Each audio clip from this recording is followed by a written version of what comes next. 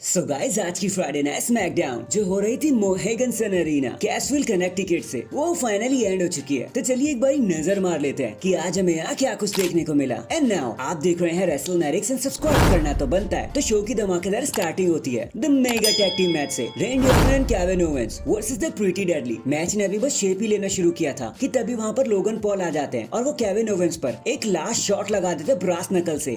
And इसी का फायदा उठाकर प्रीटी डेडली अपने मैच को बड़ी आसानी से जीत जाते हैं। फिर रेंडी ऑर्टन गुस्से में आ जाते हैं और पूछने लगते हैं कि भाई क्या हो गया, हम इन बच्चों से कैसे हार गए। देन वो एक रिप्ले में देखते हैं कि ये सब लोगन पॉल का किया धरा है। जिसके बाद रेंडी ऑर्टन रिंग के नीचे चले जाते हैं। सारे फैंस उनकी मदद करने लगते हैं और बताने लगते हैं कि लोगन पॉल कहाँ पर छुपा हुआ है। रेंडी ऑर्टन लोगन पॉल को ढूंढ लेते हैं और उन्हें पकड़कर बाहर निकालते हैं और उन्हें मारने लग जाते हैं। उन पर टूटने पड़ जाते हैं कि बेटा आज मैं तुझे नहीं छोड़ने वाला। जिसके बाद प्रीटी डेडली भी इन चीजों में ना शामिल हो जाती है, उनको बचाने की कोशिश करती है। लेकिन प्रीटी डेडली को एक स्टनर एंड देन आरक्यू खाना पड़ता है। जिसके बाद रेंडी ऑर्टन लोगन पॉल के पीछे पड़ जाते हैं, उन्हें चेस करने लगते हैं कि बेटा मेरे हाथ मत आ जाइयो आज तो। पर लोगन पॉल भागने में कामयाब हो जाते हैं। वो अपनी कार में बैठ जाते हैं और बड़ी आसानी से वहाँ पर निकल जाते हैं। रेंडी ऑर्टन के हाथ नहीं लगते वो। देन हमें इयो स्काई का एक वीडियो सेगमेंट देखने को मिलता है जहाँ वो कहती है कि बेली से मिलना उनके लिए कितना शर्मनाक रहा, लेकिन वो कोशिश करेंगी कि रेसलमेनिया के बाद वो कभी बेली को ना देख पाए। जिसके बाद बेली पीछे से आकर उन पर अटैक करने लग जाती हैं और मारने लग जाती हैं। लाइट्स कैमरा जो मिला वो चटका दिया इयो स्काई के ऊपर और फिर सब मिलकर उन्हें सेपरेट करने में लग जाते हैं कि कहीं रेसलमेनिया का मेन इवेंट रूल ना हो जाए। देन हमें रिंग में निक एल्डिस दिखाए जाते हैं जिनके हाथ में होता है स्मैकडाउन का कॉन्ट्रैक्ट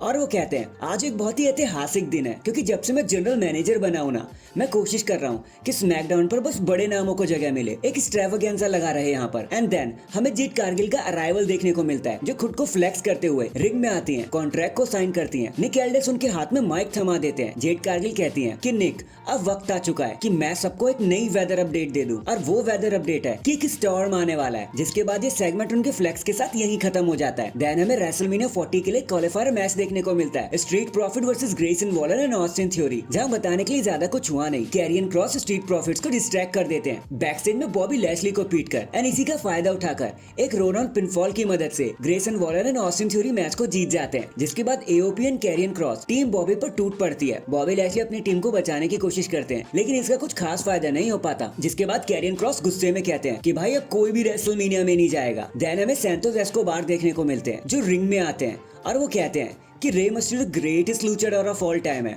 मैं मानता हूँ, हम सभी ये मानते हैं, लेकिन पिछले हफ्ते मैं इस ग्रेटेस्ट लूचाडोर को हरा चुका हूँ और मैं ही वो इंसान हूँ जिसने रे मस्टिरियो को महीनों के लिए डिसेबल कर दिया था। जिसके बाद वहाँ पर डोमिनिक मिस्टीरियो आ जाते हैं। डोमिनिक सैंटोस एस्कोबार के साथ हाथ मिलाते हैं और उसके बाद जैसे ही वो कुछ कहने लगते हैं तो फैंस उन्हें इतना ज्यादा बू देने लगते हैं कि वो कुछ बोल ही नहीं पाते। सैंटोस कहते हैं कि जरा चुप हो जाओ, मुझे डोम को थैंक्स कहना है और उनको सॉरी भी कहना है कि वो हर टाइम सही थे, उन्होंने जो भी कहा था वो सब सच था, बस मैं ही उनकी बात नहीं माना। फिर अचानक से वहाँ रे मस्टीरियो एंड टीम एलडब्ल्यू आ जाती हैं। सारे के सारे 10 मेंबर्स मतलब टीम एलडब्ल्यू एंड टीम फैंटास्मा एक साथ एक रिंग में दिखाई देते हैं। रे मस्टीरियो कहते हैं कि डॉम मुझे तो शर्म आती है, क्या हो गया है तुम्हें, तुमने खुद को इसके साथ जोड़ लिया है, तुम अब भी लड़ना चाहते हो तो ठीक है, मैं तुम दोनों को चैलेंज करता हूँ रेसलमेनिया के लिए और उससे लड़ो तुम, मतलब मुझसे और मेरे मिस्ट्री पार्टनर से। तो सैंटोस कहते हैं कि इन अजीब से लोगों को छोड़कर और कौन ही लड़ना चाहेगा तुमसे, बस नाम ले दो। देन रे मस्टीरियो ड्रैगन ली को इंट्रोड्यूस करते हैं। जिसके बाद ड्रैगन ली स्टेज पर आ जाते हैं और सारे स्टार्स एक दूसरे के ऊपर जानलेवा अटैक करने लगते हैं, लड़ने लगते हैं। लेकिन ड्रैगन ली अपने हाई फ्लाइंग मूव्स को फ्लेक्स करते हुए